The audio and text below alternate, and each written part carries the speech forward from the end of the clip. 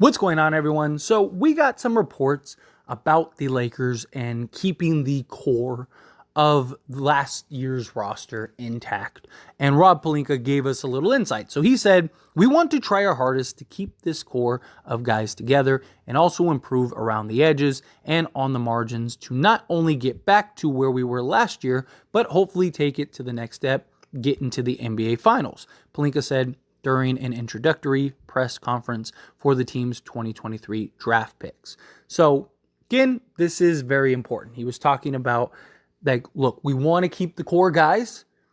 You know, we got some great draft picks. That was also part of the conversation. We got some guys that we believe can come in and help immediately.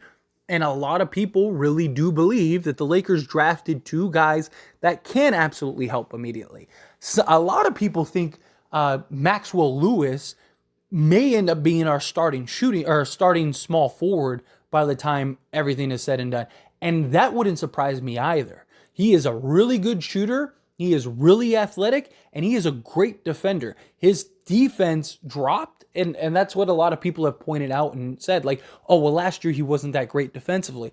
But he also, like, his usage, everything just skyrocketed, right? So he went from, like, basically being another guy that all he had to do was shoot shots and play defense to basically the guy.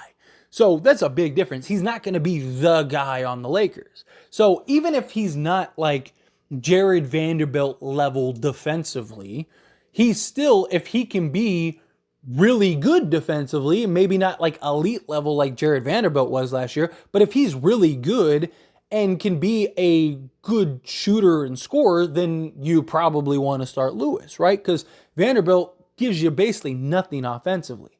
Same thing with Max Christie, right? I wouldn't be shocked if Max Christie ends up being our starting small forward when all is said and done.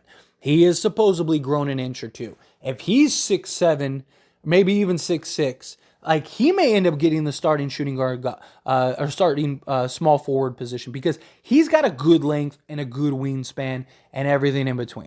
And he might already be our best one-on-one on-ball defender. He is really good. So you get the elite defense, and he shot 41% from three last year for the Lakers. Now, it was a very small sample size, but still, like, can he shoot 37, 38%?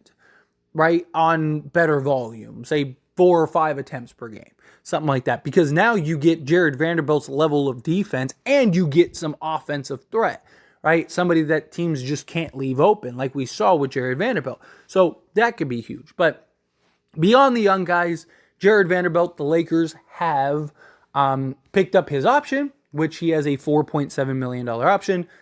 That's a home run steal for the level of production that we're going to get for Jared Vanderbilt. That is great. He also now qualifies for an extension of 4 years, $71 million. Doesn't mean he's going to get that. He's nowhere near that level of player. My guess is he probably gets something like 4 years, $40 million, something like that, or 4 years, like $45 million, somewhere in that ballpark is my guess. He is like a $10 to $12 million a year guy just because of his age, his switchability, intangibles, and that level of defense, right? He's a guy that is very sought after in today's NBA, right? And if he can develop just any resemblance of an offensive game or just shooting, then he's going to be very valuable. Now, also, the Lakers have extended offers, the qualifying offers, to Austin Reeves and Rui Hachimura.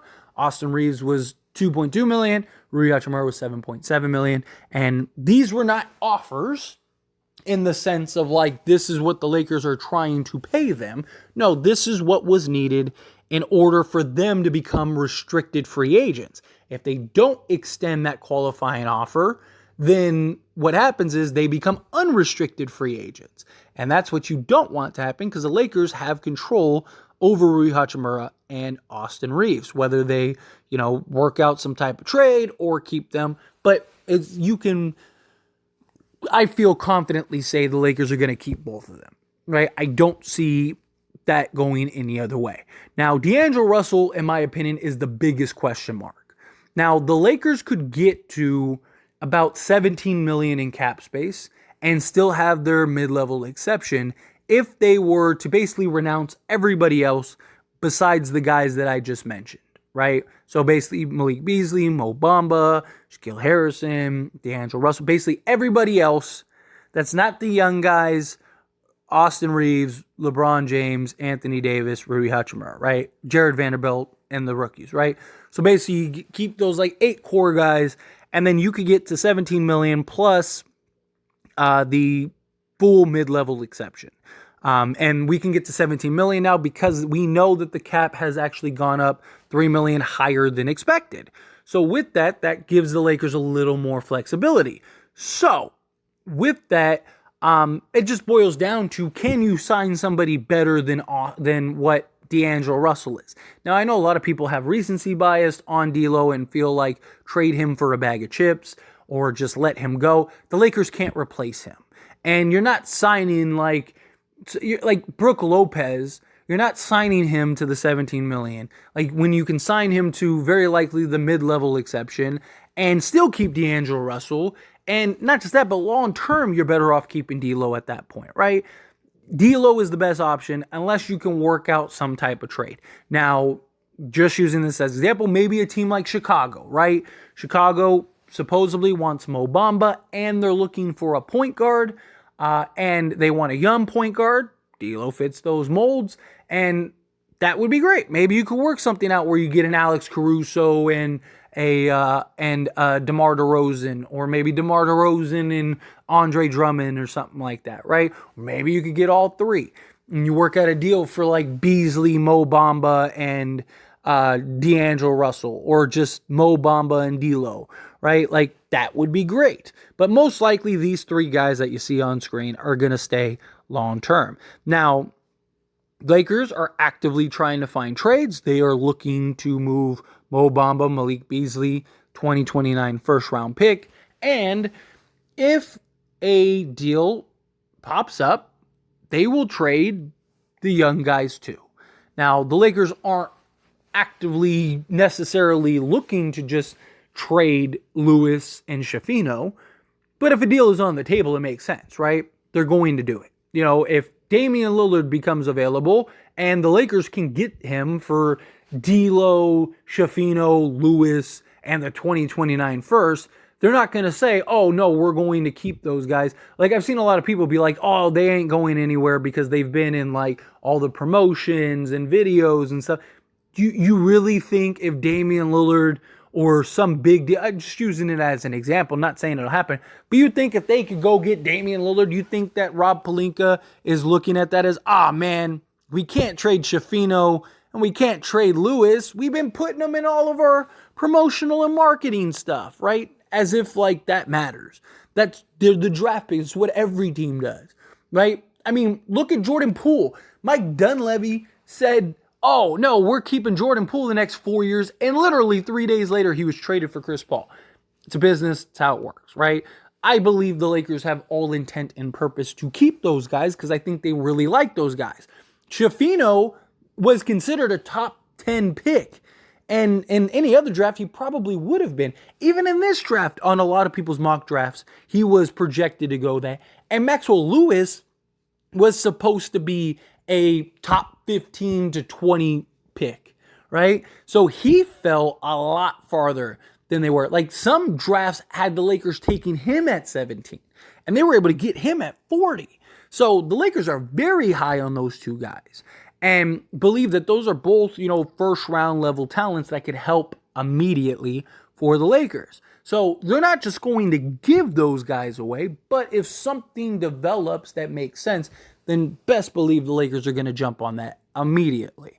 But outside of that, D'Angelo Russell, Malik Beasley, Mo Bamba, and the pick is very likely could be on its way out if they can find a deal. Now, Rob's not going to force a deal just to force a deal, nor should he.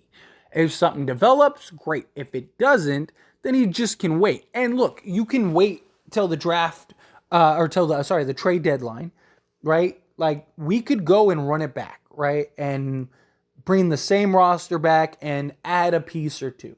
Maybe you do get like a Brook Lopez, right? Is Brook Lopez the difference between us being a contender and potentially winning the chip or not? Maybe, right? Like, what if you do? What if you get Brook Lopez and a couple like quality free agents. And it's like, oh, wow, okay, like the Lakers actually upgraded. Cool, right? Like, and the Lakers are off to the races and they're really good. Well, keep the team and let's see. If you get to the trade deadline and you need to trim some fat or you need to do whatever, then you do it. Or some star becomes available that makes sense and you can get them cheap, then sure. Like, there's no need to necessarily get something done today. Get some quality free agents, get some pieces. You were just in the Western Conference Finals.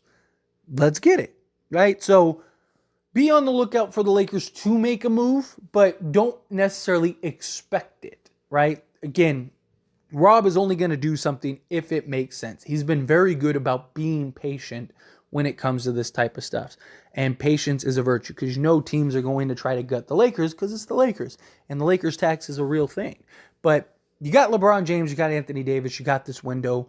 You got to push chips to the table, right? Like Rob Pelinka said. He said it in the other on draft day. He said, hey, like my job is to put a championship level contender on the basketball court. When they asked him, like, are you trading these guys? And he said, if it comes to it, like I need to put together the best team possible to compete for championships because there's nothing less.